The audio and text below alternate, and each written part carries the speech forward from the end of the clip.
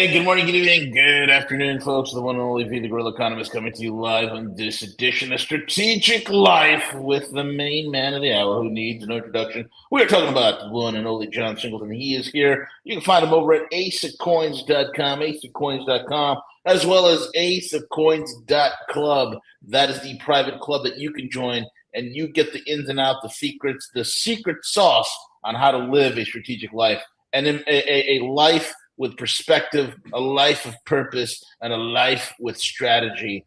John Singleton lays it out for you. And also, guys, make sure you check out his website as well as, his YouTube channel, Privacy Fight. Go check it out. Lots of good stuff there. With that being said, John, welcome back, buddy. How are you? Hey, thanks, V. It's always nice to talk to you, man. Always a pleasure, my man. Always a pleasure. What do you want to discuss today? Well, there's a couple things. One is, go ahead. Because everybody's right now panicking about the upcoming election, the economy, the war, the famine, the pestilence.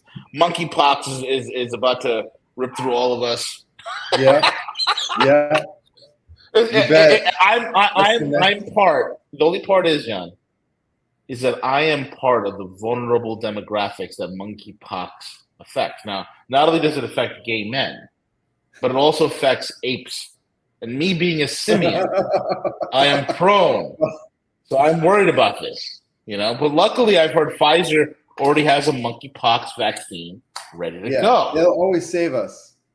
It'll only save us, man. I believe in what Albert Bourla, the veterinarian, who is now the CEO of Pfizer. I believe everything he says. Yeah, because he's so brilliant. Yeah, lucky for us. This time in history, we had those people. So if you like watching squirrels in the park fight over peanuts, I don't know if you've ever seen this before. Yeah. You put a pile of peanuts and they'll fight over the same peanut. Oh, sure. All right. Sure. So if My dogs do the same thing. Then you're also entertained by the news regarding the election and sports and just those things. You're wasting your time. Right. Exactly. You're wasting your time. That's my commentary on that part of it. It's kind of funny. It's also kind of debilitating, kind of sad that how many people just get enamored by what's going on with the local with news in general, day in, day out, and how it completely paralyzes them from taking action. It's a way to waste time. Yeah. We John, you and I talk. Go ahead. No, go ahead. I want to hear it. No, you know how we always talk about the analysis of paralysis? Yeah. Right? Yeah, and that's exactly what's happening. We're getting so much information, so much analysis that it's making people paralyzed. It's not making your life better to watch the news, first of all. I don't even watch the news at all. People tell me about the news, and then if I'm interested, I'll go look at an article or something. So I don't watch that. I'm working, in which, I'm going to explain this kind of a technical thing today, but I think many of your audience members are going to appreciate this because maybe they're fed up with the banking system. I'm going to show you some things you can probably do. But before I get to that, I just want to share a funny thing with you. I was at the rec center at my office place yesterday, and this kid came in. I was playing pool. This kid comes in staring at his phone. All these kids here, they're staring at the phone the whole time.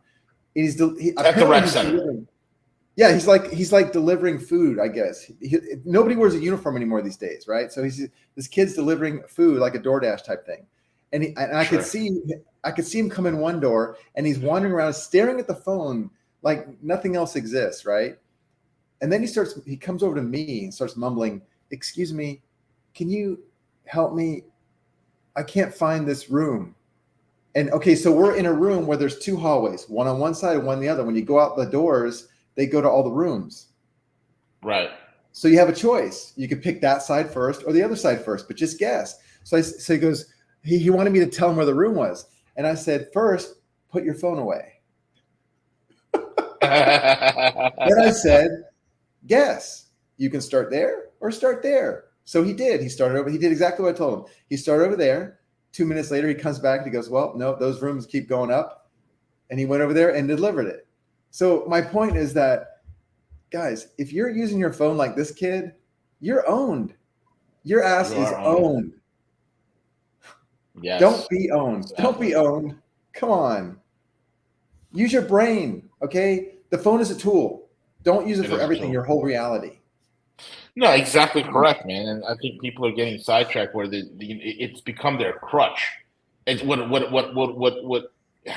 up happening is that critical thinking and your own, analysis that you do in your own head goes out the window because you're constantly being dependent upon something else to provide you and give you the information. So You know how many people it's take a problematic. picture? They take Yeah. a picture because they can't remember. They don't want to trust their memory. You're destroying your brain.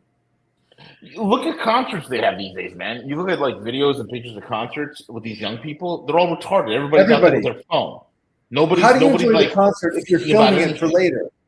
Exactly. Why not just watch it on TV? Yeah. Yeah, save yourself some money, right? Yeah.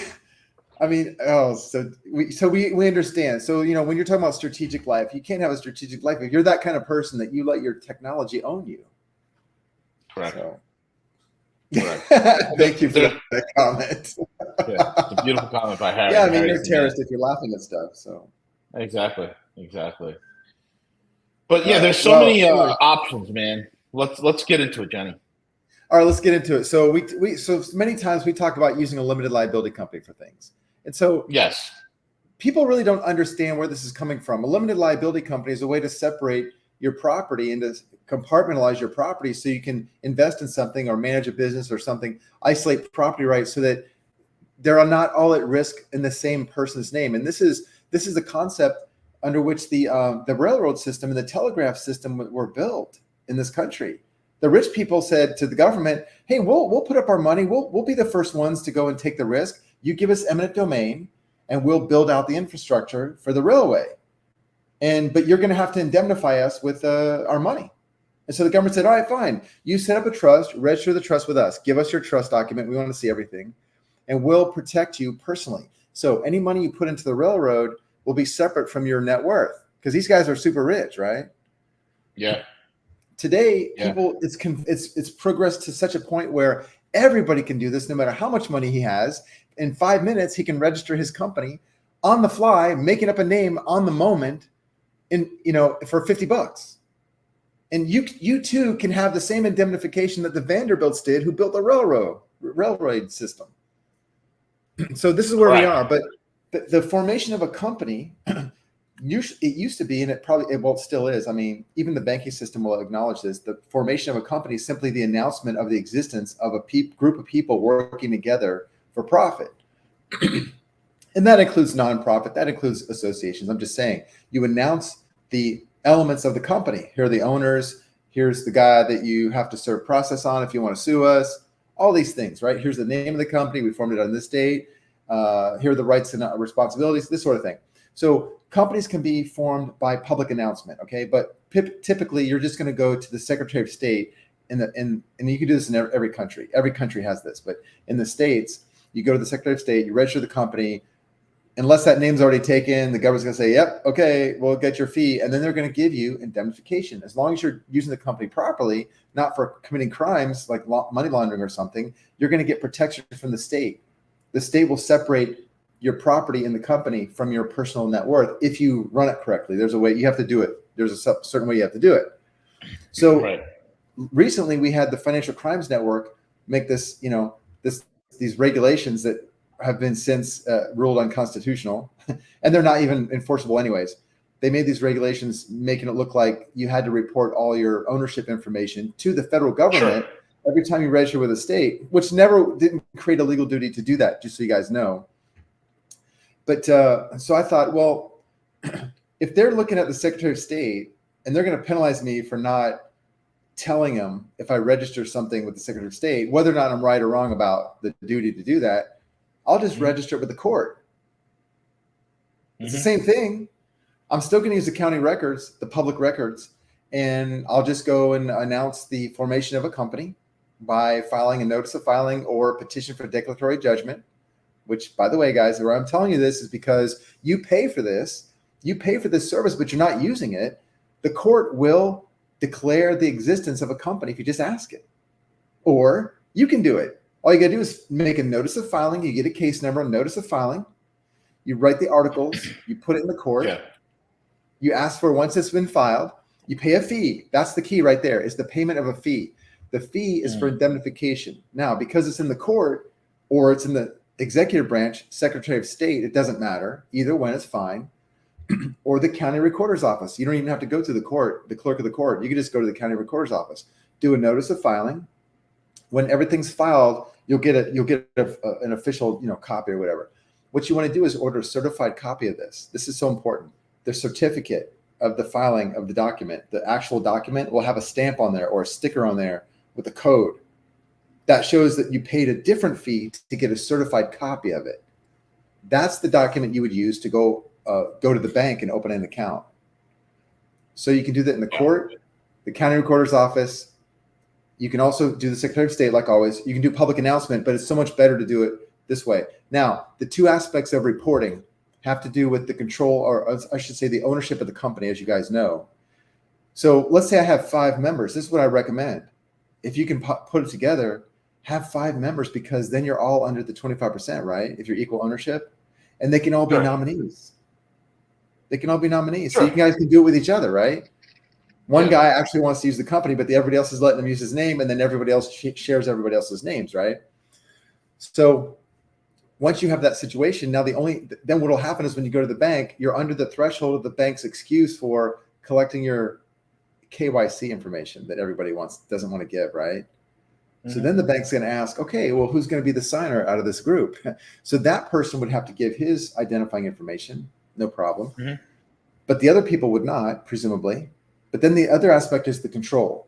So what's the control? Well, that depends on the articles. So you can make all 5 people the board of directors. They can control the whole organization, or you can make it 1 person or 2.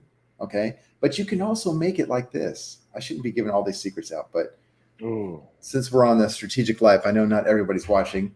A lot of people are watching. Some of you guys are smart and you might want to do this. You set up a website with a business trust. And on the website, it's a membership. So anybody who wants to verify the existence of the trust can just go there if you give them a password. No problem. That's what you do to the bank, all right? So you set up this website, and it's a trust. And maybe that service is a paid service, or you just did it for yourself. It doesn't matter. So the trust is there, public records, exposed. Everything in the trust is exposed. So you go to the bank, you open up your account, and the non-member manager, which I don't usually recommend, but you can do it in this situation. Non-member manager is the trust on this website, and the bank's going to go, oh, we want to look at this non-member manager. Who is this? And you just say, well, just here, you log in over here. It'll give you all the information you want. Now it's going to be so much easier to open your bank accounts. Not only that, here's what I'm recommending, and I'm going to put together a whole series on how to do this, okay, all the details, but I just want to share it with your audience.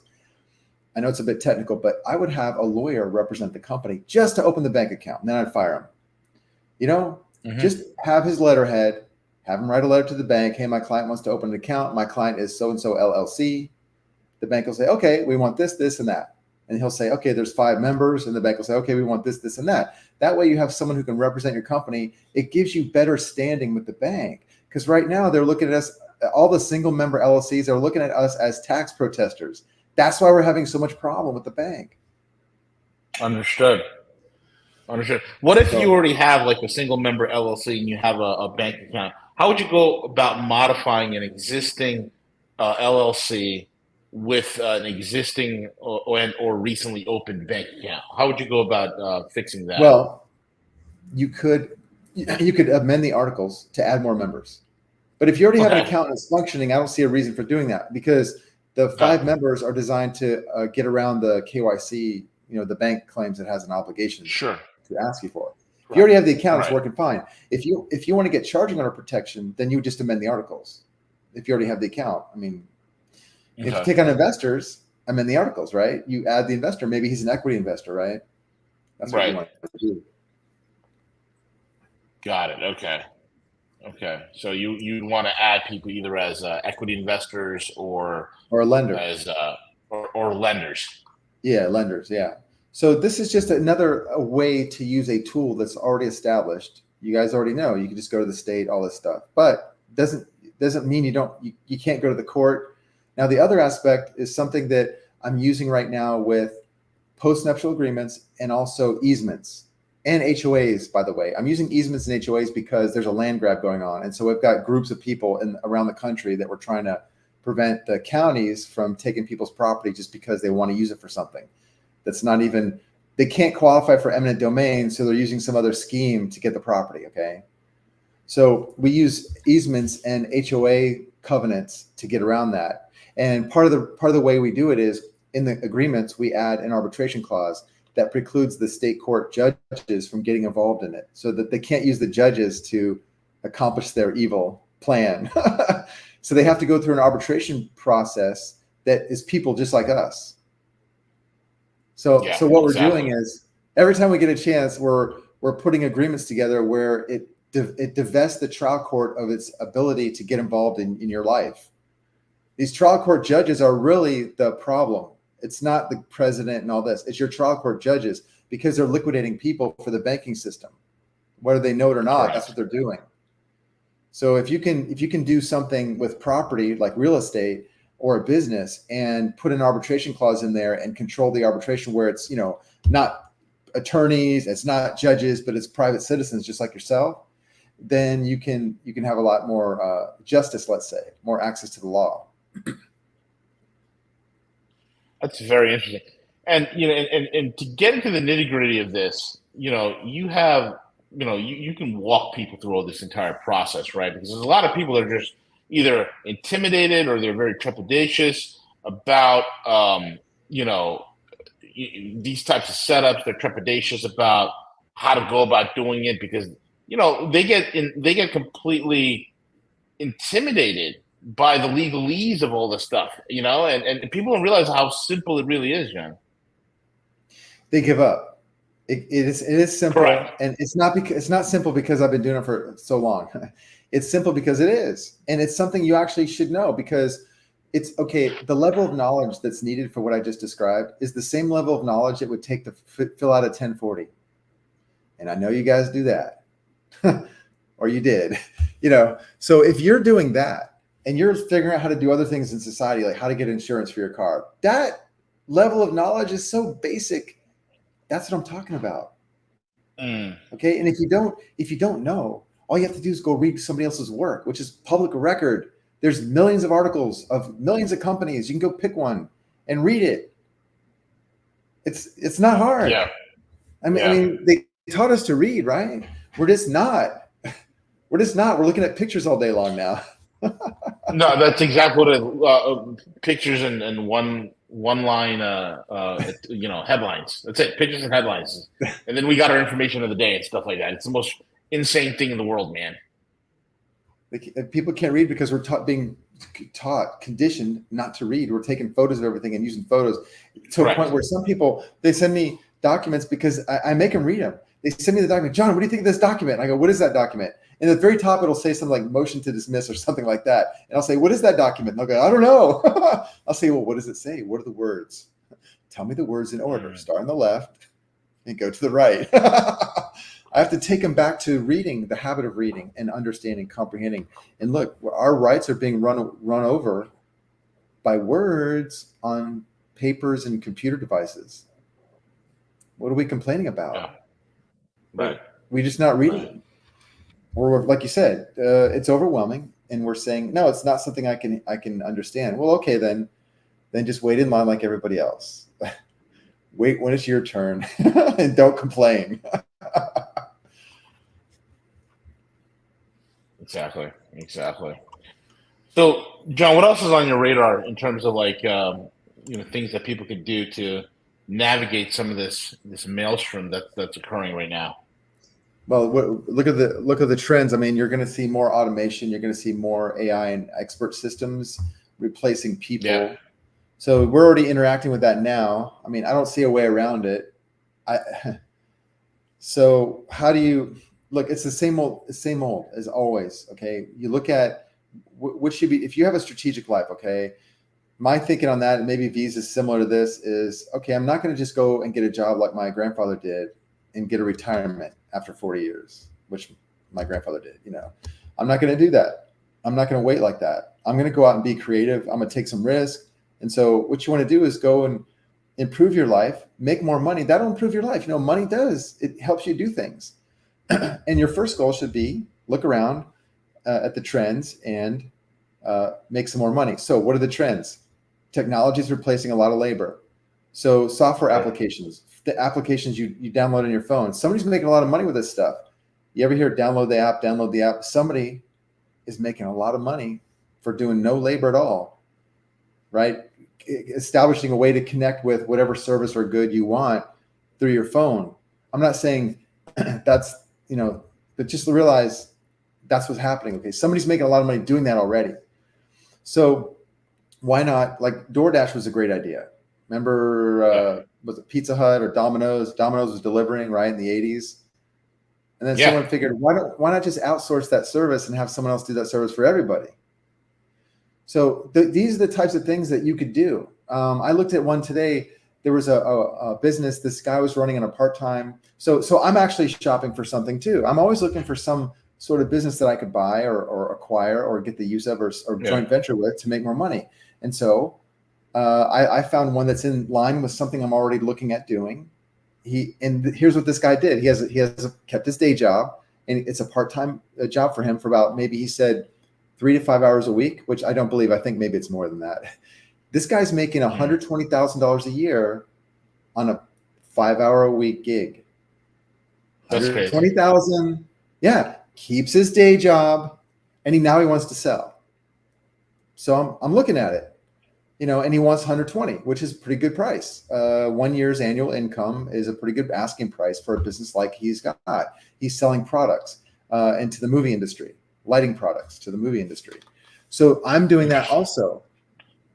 You should be doing that. That's an incredible niche. Yeah, it is. He's got it dialed in. I don't know anyone else who does that. He's got disposable lighting fixtures. I mean, it's really cool. So my only question is, can I do what he's doing? Because I know I'm going to have to do the work, and I know I can find people to do it, but I'm kind of intimidated about what's needed, but I think I can work through it if I want to get it, or if I want to build it up myself and do my own exact niche, then it's going to take me about 9 months to do that. And I don't know that I would get up to 120,000 a year, but if I were to buy his business, I could probably get him to finance half of it. You see, so that's like a down payment on a house, right? So if he finances half of it and I come up with 60 grand, I bought myself an income. Right. And this is going forward. All right. So like I said before, what are the trends? Okay. Some of the things are going to be around for a long time, like oil change, pawn shops. These are small businesses in your town that you can buy for under $1 million, for under $500,000, for under $250,000, and you can find the money to do it. Why? Because those are traditional. They're not going away. Lenders will give you the money for those. Right? That's what I recommend. Now, you have, like I told my son this morning, I picked him up at the airport. He went somewhere. I picked him up and I said, you kind of have an advantage. I said, you should have the attitude that you're willing to work 80 and more hours a week, bust ass to get things done at your age. He's like 22. Bust ass to get things done like I did, like V probably did, and knowing that in the future, you'll work smarter and easier and make more money. And because I'm trying to get him involved with something and he didn't express so much of an eagerness, right? So I said, well, okay, forget it. And then it got his attention. So I said, if your attitude isn't that you're going to be gung ho for 80 hours a week and it's happy days for you, then you can keep your same no income type occupation, your hobbies. You're not going to make any money. But even if your attitude should be like that, but you should be smart and use technology and make that 80 hours effectively 15 hours a week, let's say. You can do that with technology. Like V and I were talking about the other day, we don't have a top-down type corporate mindset, like the CEO and vice president, all this stuff, employees. No, we don't do that. Exactly. Right. It's all lateral. Right. You can plug and play on everything. It has to be. Yeah. It's important you brought that up because one of the things that people don't realize, and I've said this a million times, and we've said this on together, John, so many times on multiple broadcasts, we're living in a world where the traditional obsolete system of the CEO on top, and then the VPs, and then the CFO, and the COO, and the CTO, and the and that's all done away with. Okay. You want to be successful, you got to work with like-minded people. It has to be not a pyramidal type of setup. It has to be something that is a circular, right, where everybody's working in cohesion. Number one, and number two, the other thing we always say is we're past the world. The world's no longer the big fish eating the little fish. It is the fastest fish eats everything. And you got to stay quick. You got to stay fast. You got to stay nimble. So having the right people around you that work cohesively with you is key, and it's very important. Networking is everything. Your network determines your net worth. Go ahead, John. You said it, man. That your network, man. I was going to say that too, but you went and said it. You're working with other people. You're associating with other people. Like, for example, if you want to get things done and make some money, you should be in a situation where you can make a phone call or send a message to a person who can build a website for you in one day. He should already have it like for $50 or $500, something like that, right? He could build a website, which is a landing page that you can sell something. You should already have that available to yourself. That's like number one. Forget companies and all this stuff, okay? You just want to sell stuff and the money comes in the door. You can worry about that later. So V's right. Use technology, have people available unless you know how to make a website. Now, I just caution you, if you're so smart that you know how to build a website, just be aware that it's not the best use of your time, possibly. The best use of your time. It's better to go on Fiverr. You go on like Fiverr or one of these outsourcing type websites, and then what you do is I need a website done. You go on Fiverr, you'll find somebody for like $100, $200, $300, $500, create a website for you. Bang, it's done, and it's done rather quickly. So you don't have to spend the days of spending thousands of dollars on a website. Man, you don't need all that. That's over with. Yeah. So you got a guy that does this, a person that does this, right? So check this out. So you ever have a conversation with someone that you say, yeah, we should start a business that does this thing. Okay. If you can just describe a thing in like 2 sentences, you can go to the artificial intelligence and you can ask it to write you some sales copy for that type of idea. Or you can hire a copywriter for a couple $100 really to write a 1-page like advertisement. It's called copy, that presents an idea of a product. The benefits of a product is what you're doing. So you get someone to set up the website, you get AI or someone else to write the copy. You're still under $500. I know you can do it for under $500. And in a day or two, you've got yourself a website with decent copy and you plug in a shopping cart, right? You can use PayPal. They make it so easy, Oh my gosh. So I was in business for myself since the 80s. This is so nice and so new. There's no reason why you guys shouldn't be making like double your income, and even tax-free. Who cares? Whatever, but you can make it tax-free the way you can set up things. It's so easy. But you can do this every month, every 3 months. You can have an idea. How many ideas do you guys have you don't do anything about? Well, you should do something about it. Maybe create a club. It doesn't have to make a profit. You can just create a club. What do you think soccer clubs are? Somebody else's idea from a long time ago. Soccer league, exactly right. Private club. Yeah. So it's, going forward, it's more the same, but we have all this technology, plug and play. And this is how your attitude should be. I'm willing to work 80 hours a week, but I don't have to. My idea is so good. And I got people in place and we can plug and play and I can pay them and they're happy and it doesn't cost me a fortune and I can be up and running. $500. If you don't have that in your credit card, you got big problems. You can do that. Yeah, if you don't have $500 in your credit card, man, or your bank account, you should not be. Yeah, you got bigger problems. Go get it. Go get it somehow, or call somebody to can give it to you. You can do it. V and I have been there before, but as far as trends, you guys know technology. Okay, I'm wondering. I watched a guy this morning. I was out drinking my salt water on the balcony. I'm watching the Amazon guy at 5:30 in the morning.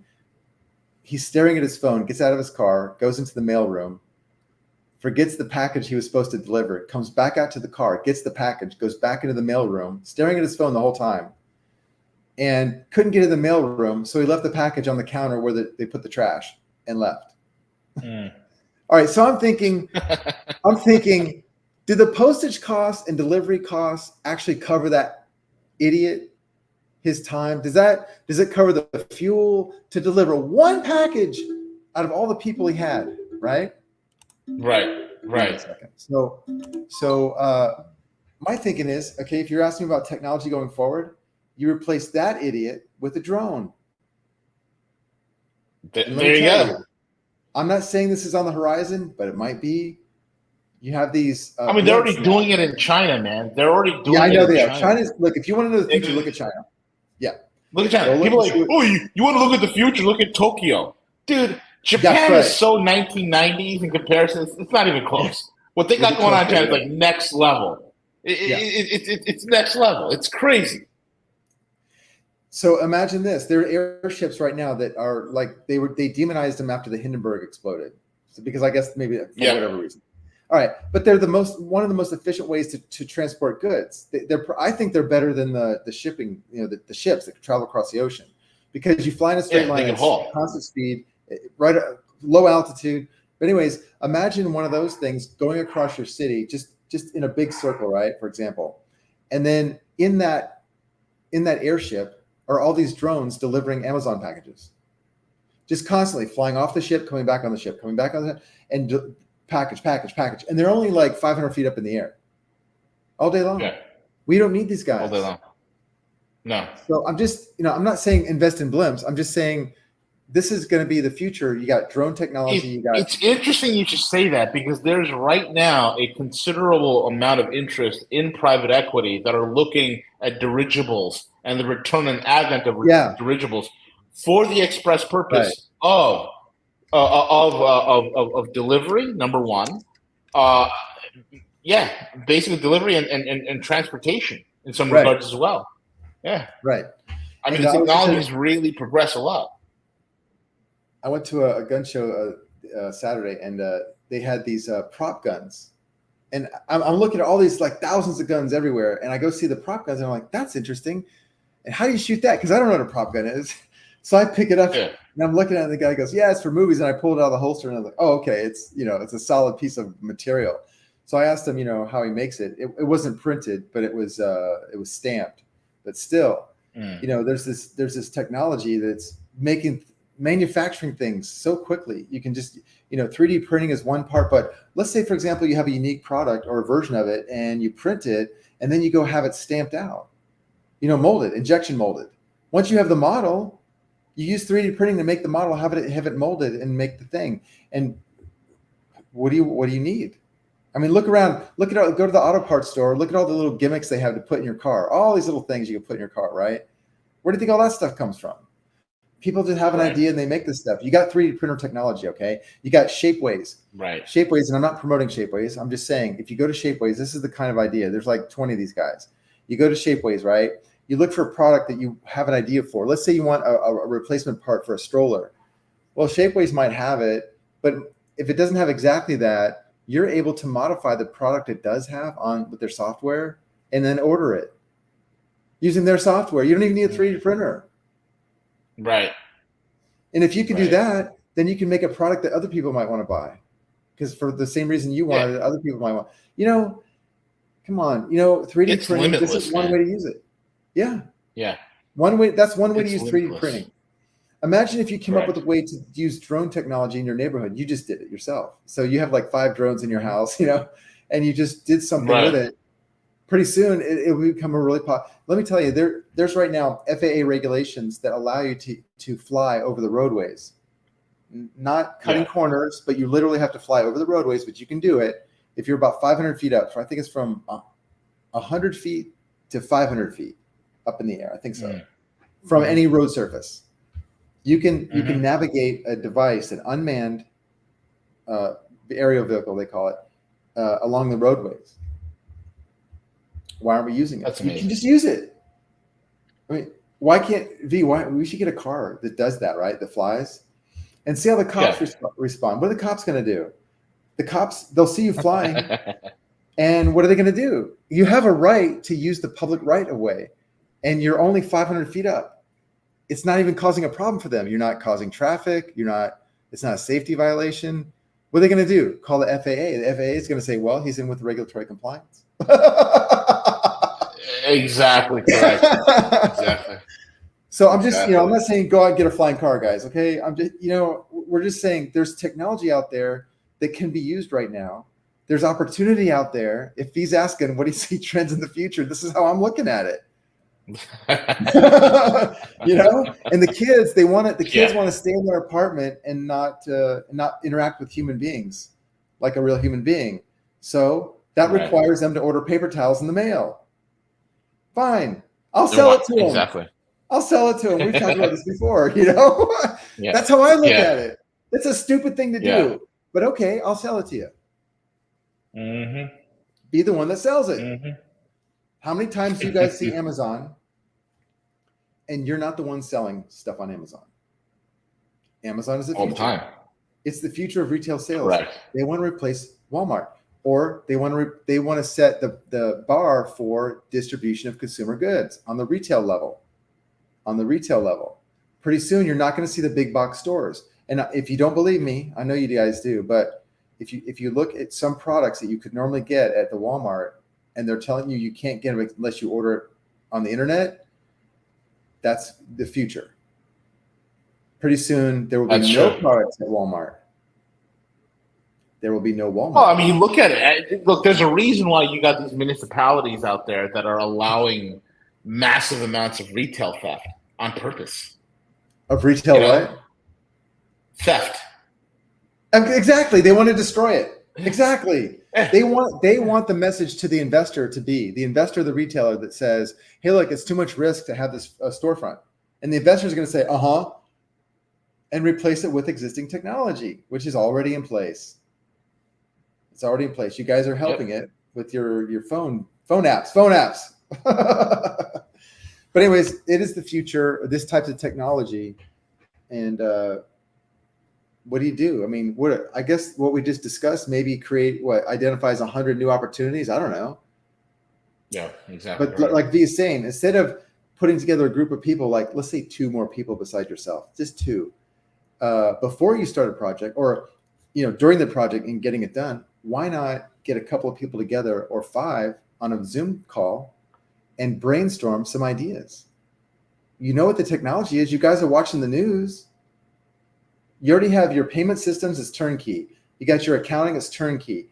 You got your corporate structuring turnkey. Storefronts, websites, that takes a day. And like V said, speed will make you more competitive. Speed. That's it. Correct. You don't need money. Speed is the most important thing, man. It's speed. Exactly. It's speed. Very well said. John, thank you so much for joining us today, man. Really appreciate you coming on. And folks, again, if you want to have any questions on any of the things that we discussed, you can get a hold of John directly, aceofcoins.com. Scroll to the bottom of the website. You can schedule and book a consultation call with John. Also check out and join aceofcoins.club, aceofcoins.club. With that being said, folks, we're over now. Cheers, everyone.